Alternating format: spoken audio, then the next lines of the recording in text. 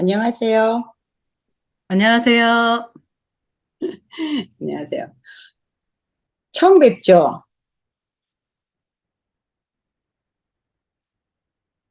어, 처음은 다들 처음 아니고, 뵙는 것 같은데, 그쵸? 제가 예전에 부부 모임 방문한 적도 있었는데, 그때 뵌 것 같은데. 그쵸?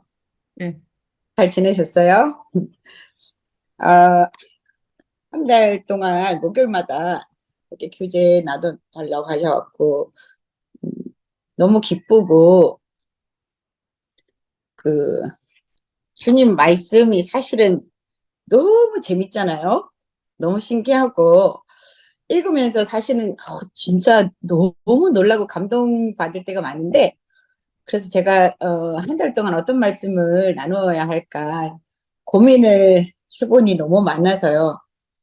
일단은 처음이니까 최근에 주님께서 제 마음을 어떤 감동시킨 그 말씀부터 시작을 해야 되겠다라는 생각이 들었습니다. 그래서 저기 창세기에 요셉을 잘 아시잖아요. 그쵸? 창세기 창세기 4장 5절에 먼저 말씀을 한번 열어보실게요. 죄송합니다. 창세기 45장 5절 말씀에 이제 요셉에 관한 이야기가 나오는데 이제 거의 끝자락이죠. 요셉의 그 이야기 중에 형들이 이제 만나고 그쵸? 클라이막스에 이제 형들이 이제 울고 요셉도 울고 이제 막 이제 서로 만나가지고 이제 클라이막스에 이제 창세기 45장 5절 말씀이 있는데 이 말씀이 아주 어, 감동적이고 유명한 말씀이잖아요. 창세기 45장 5절에 요셉이 이렇게 말하죠. 당신들이 나를 이곳에 팔았다고 해서 근심하지 마소서, 한탄하지 마소서. 하나님이 생명을 구원하시려고 나를 당신보다 먼저 보내셨나이다. 이 말씀이 어디에 또 나올까요? 이 말씀이 시편에도 나오죠. 시편 한번 찾아보실까요? 시편 105편 17절 말씀에 한 자매님이 읽어주실 수 있으실까요? 시편 105편 17절. 그가 한 사람을 앞서 보내셨으며 요셉이 종으로 팔렸도다. 네, 시편에도 이렇게 기록돼 있죠. 그가 한 사람을 앞서 보내셨으며 요셉이 종으로 팔렸도다. 여기에서 우리가 이렇게 제가 읽으면서 궁금한 거예요. 주님께서 이 야곱의 가정을 그 기근에서 구원하시기 위해서 미리 준비하셨다라는 걸 우리가 알 수 있어요. 그런데 하나님께서 한 사람을 이제 앞서서 보내셨어요. 아주 나이스한 플랜이죠. 하나님의 계획이 굉장히 이렇게 놀라운 계획인데 여기서의 포인트는 뭐냐면 그런데 왜 종으로 팔리게 했냐고 하는 거예요. 애굽으로 갈 때 그 야곱의 가정을 위해서 이스라엘 백성들을 위해서 하나님께서 너무 놀라운 플랜을 준비하셨어요. 계획을.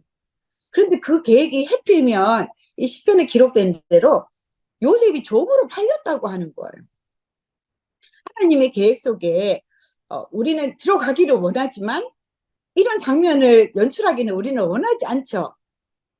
종으로 팔리시고 싶으세요? 감옥에 갇히거나 정말 보디발의 집에서 종으로 그렇게 사시는 거를 원하세요?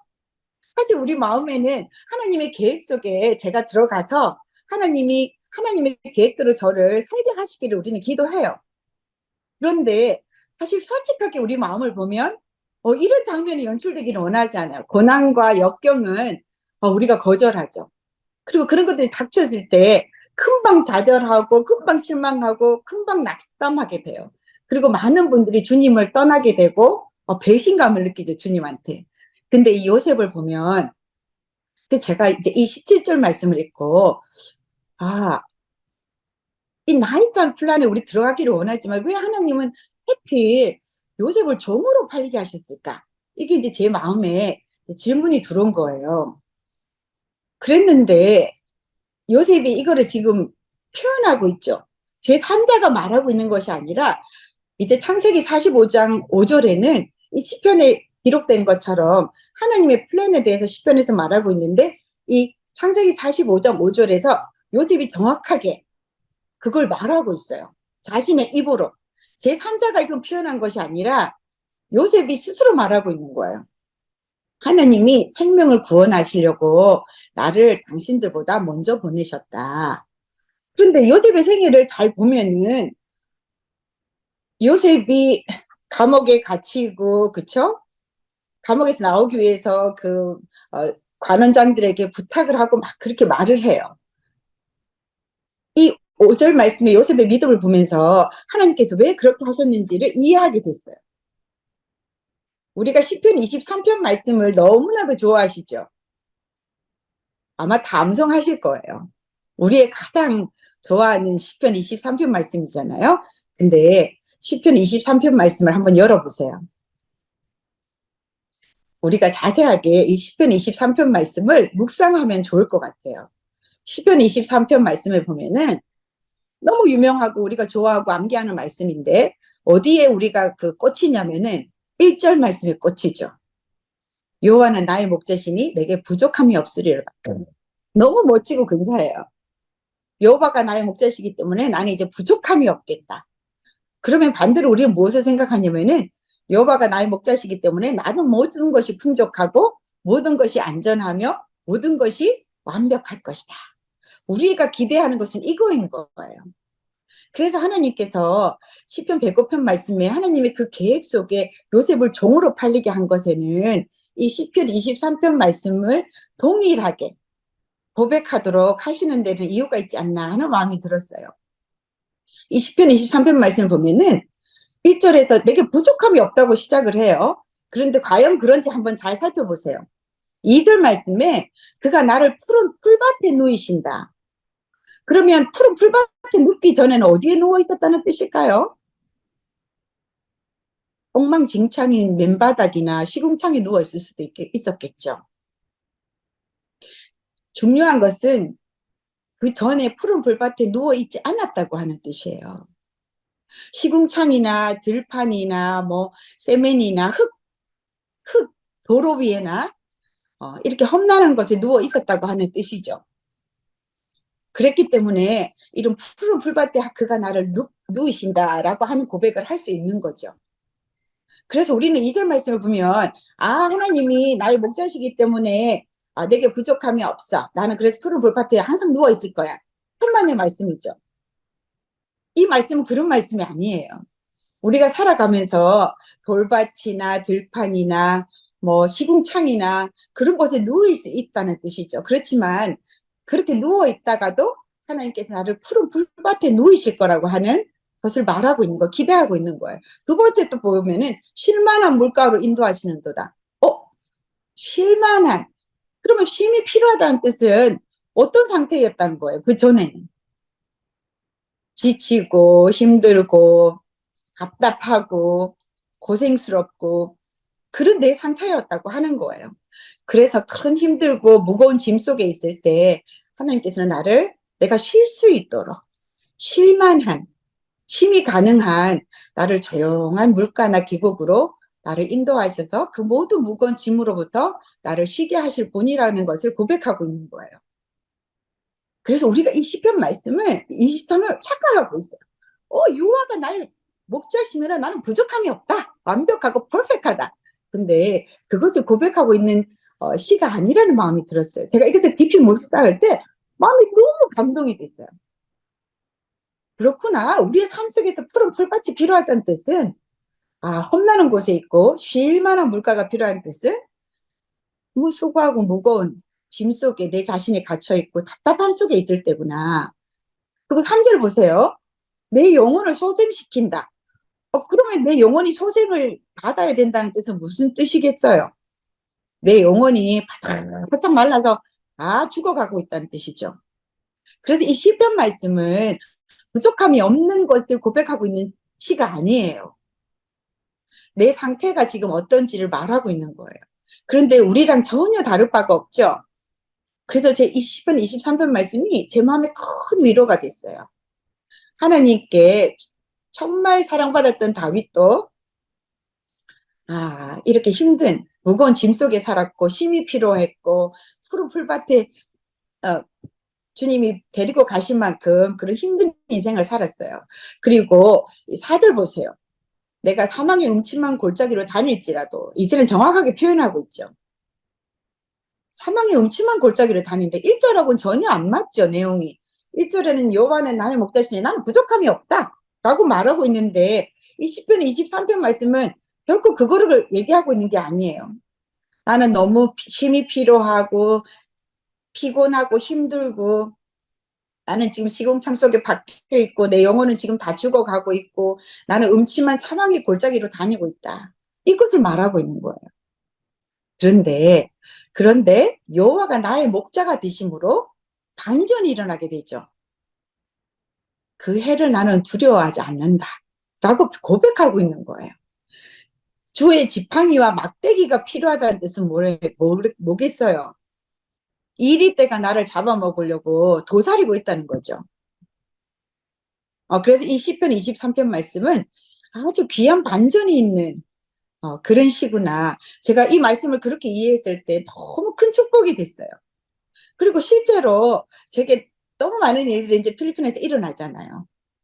저랑 같이 이제 청년들이 한 30명씩 이렇게 기숙사에 이제 머물게 돼요. 지금은 이제 졸업하고 장가 가고 시집 가고 이제 많이 보냈어요. 12쌍을 이제 결혼시키고 여전히 지금 한 20명 정도가 남았는데 3일에 쌀을 25kg씩을 먹어요. 필리핀 사람들은 워낙 밥을 많이 먹어요. 그래서 한 끼당 4kg씩 이렇게 먹고 막 이렇게 하기 때문에 3일에 25kg씩 막 쌀값이 우리나라 돈으로 한 3만 5천 원 정도 되거든요. 25kg면은. 그러면은 3일에 한 4만 5천 원씩을 쌀값으로 일주일에 하면은 한 달 하면 그게 거의 100만 원 돈이잖아요. 쌀값만. 그래서 이런 짐들이 사실은 제게 큰 짐이 될 때가 있었어요. 내가 굳이 이렇게 해야 하나. 그런데 그 청년들이 저희들이 거의 한 100명 가까이가 되는데 그 띵바오라는 산동네에서 이제 자매님 갔다 오셨지만 그 산동네 조그마한 동네에서 한 50명이 구원을 받았어요. 그래서 그 동네에서 이제 가는 아이들이 와서 공부하는데 제가 필리핀에 있으면서 경험하는 게 똑같이 24편 말씀이었던 거예요.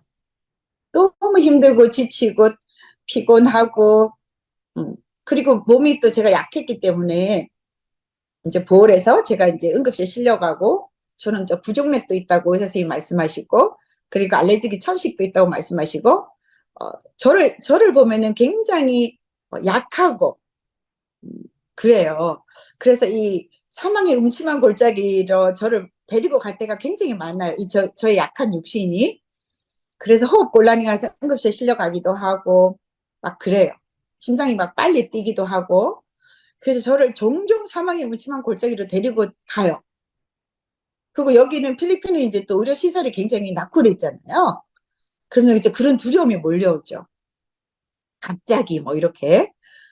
그런데 여기 시편 23편 말씀에 고백했던 것처럼 사망의 음침한 골짜기로 저희 연약한 육신이 저를 자주 데리고 가지만 제가 해를 두려워하지 않고 여기서 여전히 있을 수 있는 것은 1절 말씀인 거죠. 주님이 나의 목자시기 때문에 여기 잘 보면은 나를 안위하시나이다 없으리로다 인도하시는도다 누이시며 이것이 그 미래용법으로 사용되지 않았어요. 부족함이 없을 것이다. 풀밭에 누이실 것이다. 물가로 인도하실 것이다. 의의 길로 인도하실 것이다 라고 표현된 것이 아니라 하나이다. 지금 그렇게 하고 있다라고 표현돼 있잖아요. 이것이 사실은 우리에게 큰 위로가 아닐까 생각이 들어요. 주님이 그렇게 하실 거야 이게 아니라 하고 계시는다고 하는 거예요. 없을 것이고 인도하시는 도다. 지금 일어나고 있는 일들인 거예요. 그래서 저에게 주는 평안함이 이거예요. 성혜야 괜찮아. 주님이 뭐 그러실 것이야. 이것이 아니라 지금 오늘 나와 함께 하시는 그 주님이 오늘 지금 나랑 그렇게 하고 있다고 하시는 거예요. 그래서 이것이 제게 참 큰 위로가 됐는데 창세기로 다시 돌아가 보면은 결국 요셉이 창세기 45장 5절에 고백하고 있는 것이 이 시편 기자 다윗과 고백과 하나도 다른 게 없는 거예요. 이것을 이해하고 있었어요. 주님이 나의 목자이시기 때문에 당신들의 생명을 구원하시기 위해서 그런 계획 속에서 나를 당신들보다 언제 보내셨다. 시편에서는 종으로 팔렸도다라고 표현했지만 이 요셉의 간증을 들어보세요. 내가 종으로 팔렸어라고 말하지 않죠. 나를 당신들보다 먼저 보냈다. 하나님의 계획을 똑같이 말하고 있어요. 이것이 믿음으로 사는 사람들의 고백이 아닐까라는 생각이 들어요. 저 또한 보홀에서 알레르기 천식이 오면서 호흡곤란으로 응급실에 실려가게 되고 형제님 없을 때 형제님이 이제 겁이 나니까 우리 형제님은 그 경상도 남자라서 굉장히 무뚝뚝하세요. 자상하신데 마음은 자상하신데 표현이 그래서 이제 서복전제님이 성혜자매가 이제 부정맥도 있고 그리고 알레르기 천식도 있고 이러다가 죽을 수도 있어. 그러니까 한국으로 돌아오든지 다른 섬으로 이동을 해야 돼. 근데 저희들이 그때 도저히 보호를 떠날 수 없었어요. 사랑에 빠져 첫사랑이니까 사랑에 빠져가지고 그리고 이제 막 젊은 청년들이 구원받고 너무 재밌을 때였어요. 한 4년 정도 됐을 때. 그런데 제가 그 섬을 떠나야 된다고 하니 어떻겠어요. 정말 그 사역 선고를 받은 듯한 제가 가슴이 터질 것 같고 잠을 잘 수가 없고 우와 이건 또 뭐지?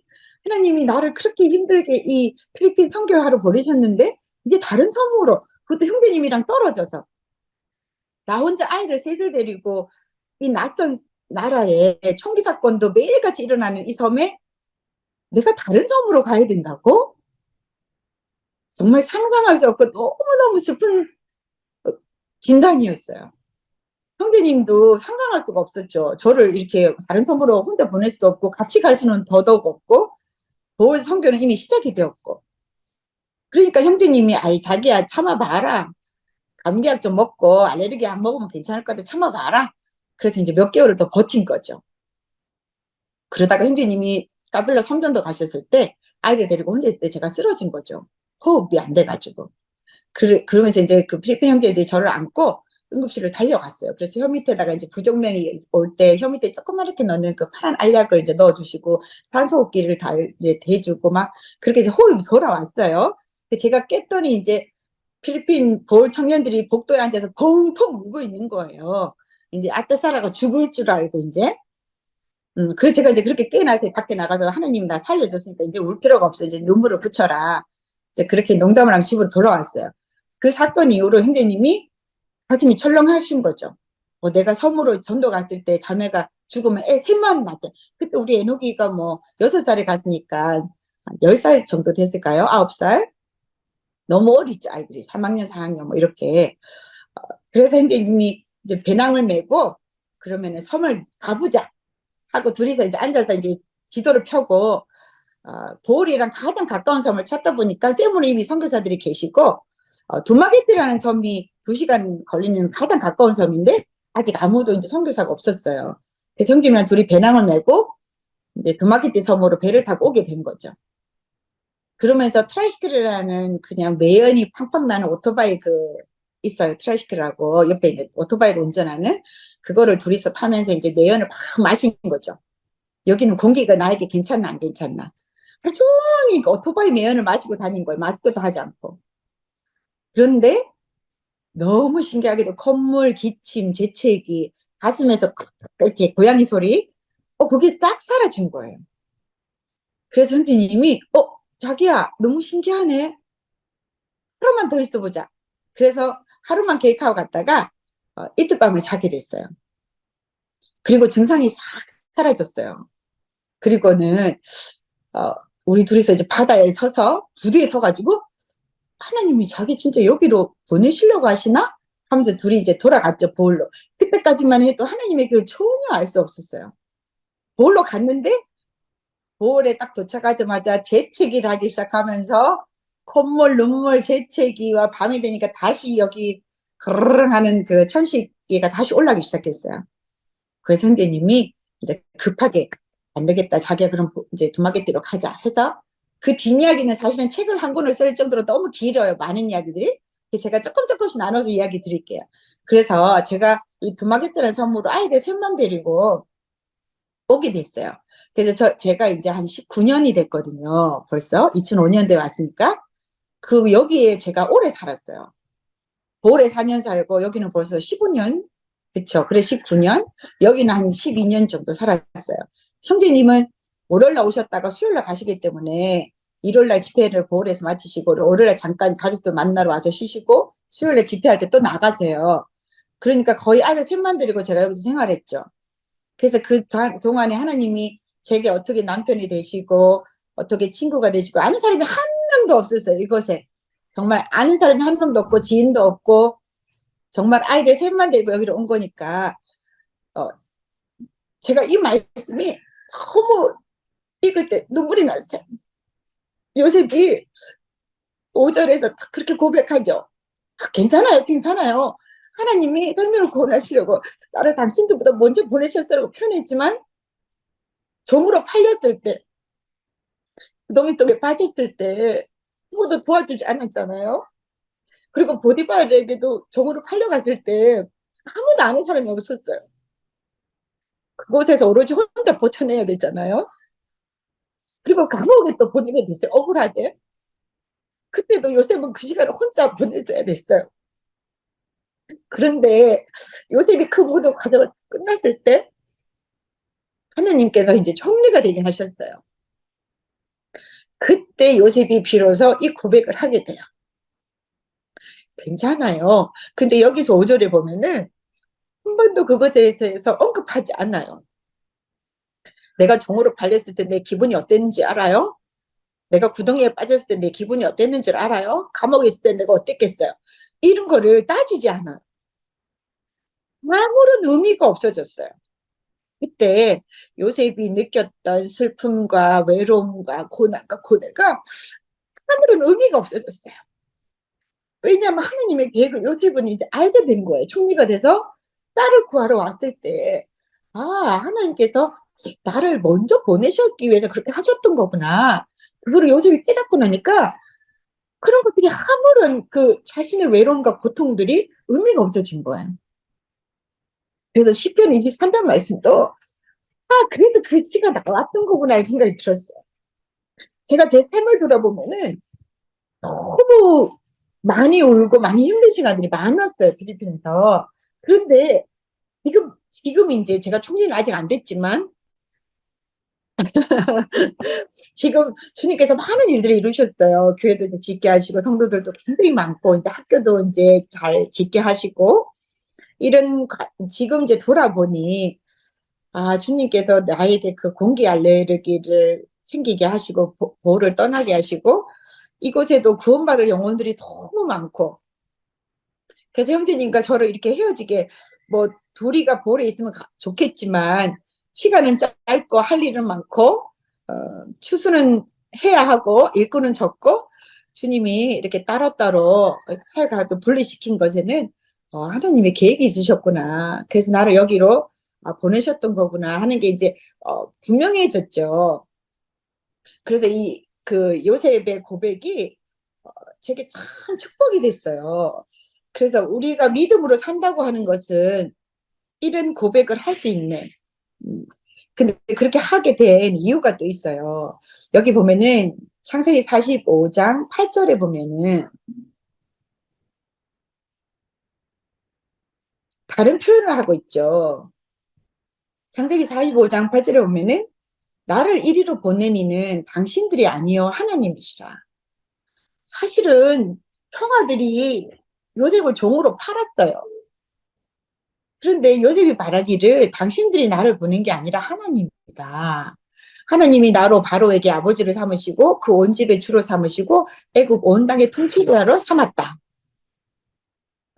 그래서 제가 알레르기 때문에 여기 온 것이 아니라고 하는 것을 알게 된 거죠. 제가 알레르기 때문에 살려고 두마게떼 온 것이 아니었구나. 저는 알레르기 때문에 제가 다른 섬으로 가야만 되는구나 하고 슬퍼했어요. 그 당시에는.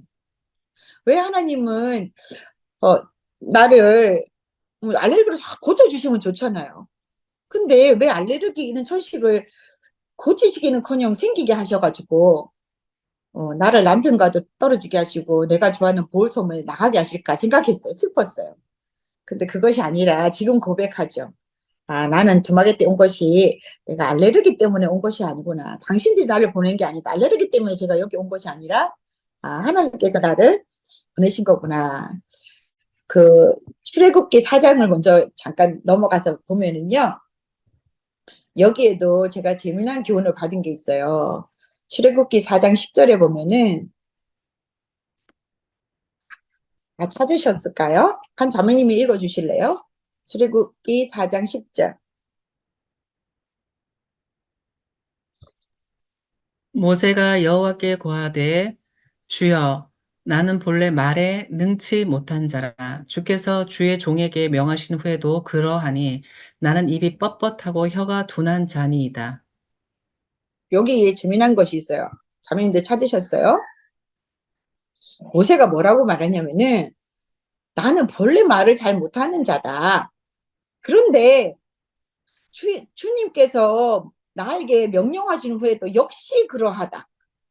하나님이 내가 너를 보내겠다. 네가 가라. 그렇게 명령하신 후에도 나는 변하지가 않았다. 나는 역시 그러하니 나는 입이 뻣뻣하고 혀가 둔하다. 여기에서 뭐가 재미난 게 발견되세요? 우리의 생각이 똑같이 여기도 적용되죠. 우리도 이렇잖아요. 우리도 이런 고백하잖아요, 자매님들. 그쵸? 제가 이렇게 고백했거든요. 하나님이 제게 명령하셔서 필리핀 선교사를 보내셨잖아요. 그러면 뭔가 달라져야죠. 제게 뭔가 능력이 생겨야죠. 애정감 달라야죠. 한국에 있을 때 제가 몸이 너무 약해서 응급실에 자주 실려갔어요. 갑상선이 약해서 맨날은 편도선염 뭐 이런 게 이제 아프고 항생제를 갈고 살고. 그러면 주님께서 명령하신 후에는 제가 달라져야죠. 근데 필리핀 와서도 여전히 감기 잘 걸리고 뭐 알레르기 천식도 지금 걸려갖고 볼섬을 떠나야 되고 하나도 달라진 게 없는 거예요. 모세가 그렇게 고백하고 있어요. 역시 그러하다. 내가 예전에도 그랬는데 주님 명령하신 후에 뭐 달라진 게 없네. 나는 뭐 입이 여전히 뻣뻣하고 혀가 둔하고. 저도 그렇게 고백했어요. 이렇게 똑같이. 우리에게 이런 실망이 있지 않으세요? 자매님들 어떠세요? 제게도 이런 이제 실망이 있어요. 그리고 하나님의 은혜로 내가 변할 수 있게 되는 나를 참 기대를 하죠. 그런데 모세에게 왜 이렇게 하셨을까 생각했어요. 그때 하나님이 모세에게 뭐라고 말씀하시냐면은 모세를 보내실 때 그 출애굽기 6이니까 그냥 볼게요. 출애굽기 3장 10절에 보면은 주님이 뭐라고 말씀하시냐면은 내가 너를 바로에게 보내요 라고 말하죠. 그리고 12절에 보면은 하나님이 이르시되 내가 반드시 너와 함께 있으리라. 내가 내 입에 할 말을 가르치겠다. 주님이 한 번도 모세에게 내가 너의 뻣뻣한 혀를 아주 부드럽게 해서 네가 말에 웅변이 능한 사람으로 바꾸겠다라고 말씀하시는 게 전혀 나오지 않아요. 그거는 우리의 착각일 뿐이라는 생각이 들었어요. 우리의 기대, 우리의 착각. 하나님이 하신다, 하나님 뜻이라면 이렇게 돼야 되는 거 아니야? 하는 우리의 기대. 근데 여기에 보면 하나님은 모세에게 그런 약속을 하신 적이 없어요. 네가 가기만 가면 내가 너에게 혀를 막 뻣뻣한 혀를 막 부드럽게 해가지고 막 정말 유창한 언어 웅변을 갖게 내가 너를 변화시키마 이렇게 약속하신 것이 아니라 뭐라고 약속하시냐면은 내가 반드시 너와 함께 있겠다. 내가 네 입에 할 말을 가르쳐 주겠다. 근데 우리가 그거를 신뢰하지 못하는 거죠. 기다리지 못하는 거죠. 그리고 불평하고 원망하는 거죠. 주님, 제가 기도했잖아요. 더 기도해야 되나요?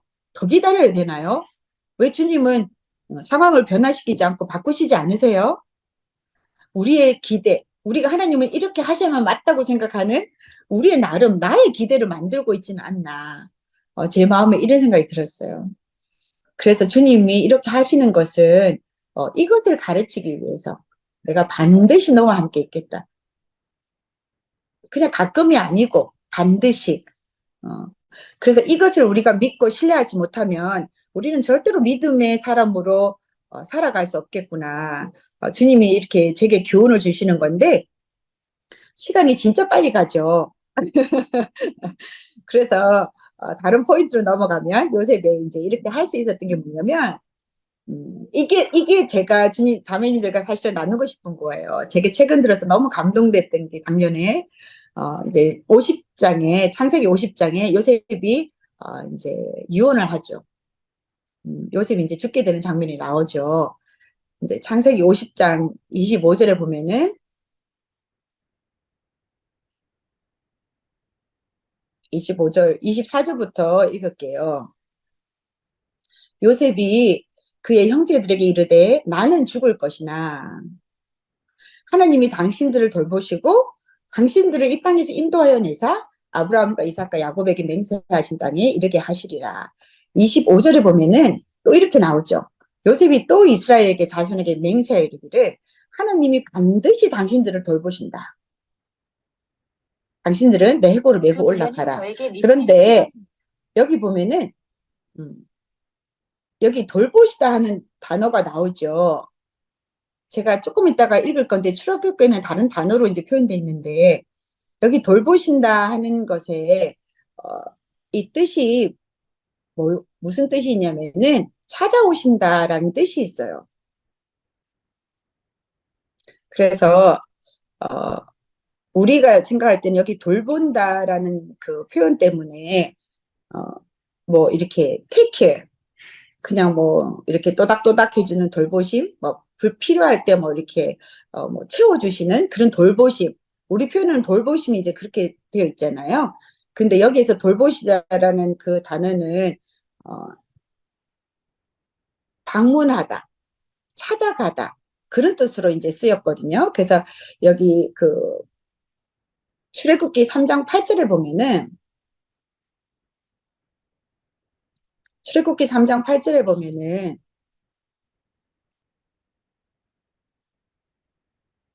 찾으셨을까요? 출애굽기 3장 8절에 보면은 이렇게 말씀하시죠. 내가 내려가서 그들을 애굽인의 손에서 건져내고 그들을 그 땅에서 인도하겠다. 내가 내려가서 이렇게 표현돼 있죠. 영어에도 I have come down이라고 돼 있어요. 내가 내려가서 그들을 구원하겠다. 그런데 여기 요셉이 표현하고 있는 이 50장 25절에도 보면은 뭐 저는 이제 네 가지 성경을 같이 이렇게 보는 걸 좋아해요. 비교해서 NIV나 NLT나 뭐 이렇게 근데 여기에 보면은 NIV나 뭐 NSAB, NLT 뭐 이런 데는 다 take care이라는 단어를 썼어요. 그래서 우리나라에도 돌보심이라고 번역이 됐는데 킹제임스에 보면은 이렇게 돼 있어요. God surely visit you. 하나님이 반드시 당신을 방문할 것입니다. 요셉이 알고 있었던 것이 바로 이것이 아닐까 생각이 들어요. 요셉이 말한 당신들을 나는 어차피 죽을 거니까 당신들을 이제 더 이상 돕지 못해요. 그렇지만 요셉이 뭐라고 말했냐면은 하나님이 당신들을 반드시 방문할 거다. 그게 이제 돌보시라는 표현으로 돼 있는데 제가 이 성경을 읽으면서 너무 놀란 거예요. 저는 지금까지 한 번도 기도를 하고 주님 응답을 해주셨고 정말 모세 홍해 기적 같은 일도 많이 이제 경험하고 정말 자매님들께 나누고 싶은 간증들이 너무 많아요. 근데 주님이 그냥 제 기도를 응답하셨다라고 생각했지 주님이 저를 방문하셨구나 그 순간에.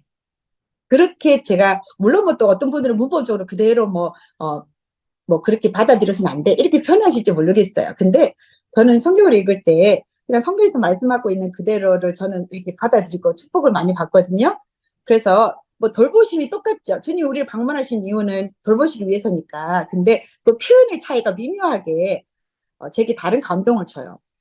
그래서 주님이 하늘 위에서 그냥 제 기도를 듣고 이렇게 원터치로 원격 조정으로 그래 내가 네 기도를 들어서 이렇게 하마 이렇게 하는 거하고 주님이 저를 그 순간에 방문하셨다라는 그 느낌하고는 정말 다른 거예요. 그래서 이 요셉이 지금 말하고 있는 여기에서 돌보신다라는 표현이 surely visit you, 킹제임스 번역한 것처럼 당신을 반드시 방문하러 오실 겁니다. 히브리 원어에도 방문하다, 찾아오다 이렇게 그 단어로 이제 기록이 돼 있더라고요. 그래서 이제 그렇게 제가 이거 말씀을 보니까 더 축복이 되는 거예요. 그래서 제가 짧은 글을 그 밑에 제가 성경에다가 붙였어요. 요셉은 만났었다. 감옥에 오신 하나님을. 그리고 요셉은 종으로 있는 주인의 집에 오신 하나님을 만났었다. 그리고 종리 즉위식에 참석하신 하나님을 요셉은 만났었다. 제가 이렇게 글을 남겨놨는데 이렇게 제가 적어놓고 이 말씀을 다시 보니까 제 삶이 갑자기 제 삶 속에 매번 오셨던 주님을 제가 발견한 거예요. 제가 병원에 응급실에 있을 때 주님이 오셨었구나, 방문하셨었구나. 그래서 우리가 이렇게 믿음의 시선으로 내 상황을 보지 않으면 그곳에 오신 주님을 내가 볼 수 없구나. 내가 응급실에 실려 갔던 것이 문제가 아니었던 거죠. 그건 누구나에게 올 수 있는 거잖아요. 그렇죠? 그런데 그곳에 주님이 방문하시고 저를 돌보셨다고 하는 거예요. 그래서 그날 그냥 입원도 하지 않고 웃는 얼굴로 울고 있는 형제들에게 제가 나가서 웃길 수 있었죠. 그리고 두마개 때도 아무도 없는 낯선 곳에 왔지만 주님이 저와 함께 오셨던 거죠. 그래서 상황마다 주님이 나를 방문하셨구나라고 생각하니까 사실 정말 축복이 됐었어요. 그래서 힘들고 외로웠던 것이 아니구나. 시편 23편 고백이 이 사실을 깨닫게 됐기 때문에 나왔던 아름다운 시였구나. 우리는 그냥 1절에 부족함이 없다라는 것에 이제 포커스를 맞추고 있는데 사실은 그것보다 몇천 배가 아름다운 그런 고백이었구나라는 생각이 들었어요. 그래서 총리 즉위식에 참석하는 하나님을 요새 발견했을 때 얼마나 놀라웠을까 생각이 들었어요. 그때 요셉이 발견한 거죠. 하나님이 왜 나를 먼저 이곳에 보내셨는지. 총리 즉위식에 참석하신 하나님을 만나고서야 요셉이 하나님의 그 계획을 깨닫고 알 수 있었구나. 그래서 형들에게 그렇게 표현할 수 있었던 거죠. 그래서 이런 것들이 제게 너무 이제 축복이 됐어요. 그래서 하나님께서 결국 우리에게 원하시는 것은 이런 과정들 속에서 하나님이 우리와 함께 하신다는 것을 이제 말씀하시고 싶으신 거죠. 그래서 출애굽기 3장에 8절에 내가 내려가서라는 그 표현과 그다음에 주님께서 반드시 당신을 찾아오실 것이다. 그 표현이 딱 맞잖아요. 그건 이제 히브리어 원어에도 그렇게 적혀 있고. 제가 여기에다가 메모를 남겨놓은 게 있어요. 그냥 그것만 읽어드리고 이제 시간 마무리해야 될 것 같아요. 벌써 1시간이 됐죠. 제가 뭐라고 여기 메모를 남겼냐면은 내가 내려가서라는 표현을 보며 이 글을 적어 봅니다. 우리는 모세만 본다. 하나님이 그에게 능력을 주신 것이라고 이해한다. 그러나 성경은 하나님께서 내가 내려가서라고 말하고 있다. 모세가 한 것 같지만 모세를 통해서 일을 하신 것 같지만 실제로는 하나님께서 하신 것이라는 것을 우리로 하여금 알게 하신다. 내가 내려가서 그들을 건져내고 그 땅에서 인도하고 아름답고 광대한 땅으로 가려 하노라. 이렇게 기록되어 있어요. 내가 내려가서 그들을 건져내고 인도해서 꿀이 흐르는 땅으로 데려가려고 한다. 그래서 하나님께서 직접 하셨다고 하는 것을 이렇게 말하고 있죠. 너무 죄송한 마음이다. 내가 힘들 때마다 옥상에 올라가서 도움을 구할 때마다 도움이 도착했었다. 하나님이 누군가를 통해서 선물을 보내주셨다고만 생각하고 딱 그만큼만 감사했다. 주님이 직접 내려오셔서 가져다 주셨다고는 한 번도 생각하지 못했다. 이것을 문자 그대로 이해해서는 안 된다고 누군가는 말할지 모르겠다. 그러나 주님께서 그 순간에 내게 찾아오셨다고 생각하니 나는 어떻게 표현할 말이 기억나지 않는다. 제가 이렇게 기록을 했어요. 그리고 요새 마지막 유언을 보며 글을 남깁니다. 제가 이렇게 또 적었어요. 하나님이 당신들을 돌보시리니 라고 말하고 있는데 NIV에서는 이렇게 말하고 킹제임스는 surely visit you. 반드시 당신을 찾아올 거다. 주님께서. 그때 기억하고 나의 유해를 데리고 나가라 라고 표현하고 있는데 제가 이렇게 적었어요. 요셉을 만났었다. 감옥에 오신 하나님을. 요셉을 만났었다. 종으로 있는 주인의 집에 오신 하나님을. 요셉을 만났었다. 종리 즉위식에 참석하신 하나님을. 그래서 알고 있었고 확신에 차서 말할 수 있었다. 나의 형제들이여 나는 죽지만 걱정하지 마십시오. 하나님이 당신들을 찾아오실 것입니다. 때마다 찾아오셔서 당신들을 도우시고 돌보시는 하나님을 만나게 될 것입니다. 그러니 그것이 마지막 그 요셉의 유언이 된 거죠. 근데 요셉이 우리에게 우리가 만약에 요셉에게 부탁을 한다. 우리에게 딱 하나 이야기하고 싶은 것이 무엇인지 그거를 말해 주십시오. 그러면 요셉은 우리에게 무엇을 말하고 싶을까요? 요셉은 어떤 것을 우리에게 남길까요? 그러면서 제가 생각했어요. 똑같지 않을까? 북부 자매님들, 반드시 기억하세요. 저는 곧 없어질 인물이지만 성경에만 기록되고 그렇지만 하나님께서는 당신을 반드시 찾아올 것입니다. 그래서 때마다 당신을 도울 것이며 돌보실 것입니다. 그래서 당신을 찾아오시는 그 하나님을 그 순간에 꼭 만나시기를 바랍니다. 요셉이 우리에게도 똑같은 유언을 남기지 않을까, 말을 남기지 않을까 이런 생각이 들었어요. 그래서 제가 상황을 보는 게 많이 달라졌거든요. 그래서 힘들다 이게 아니라 이 상황에 찾아오실 주님을 기대하게 돼요. 어떤 모습으로 오실지. 그래서 제가 좋아하는 말씀이 히브리서 4장 16절 말씀인데 이것만 읽고 우리가 마칠게요, 자매님. 히브리서 4장 16절. 자매님들 다 같이 읽어보실까요? 마이크 여시고요.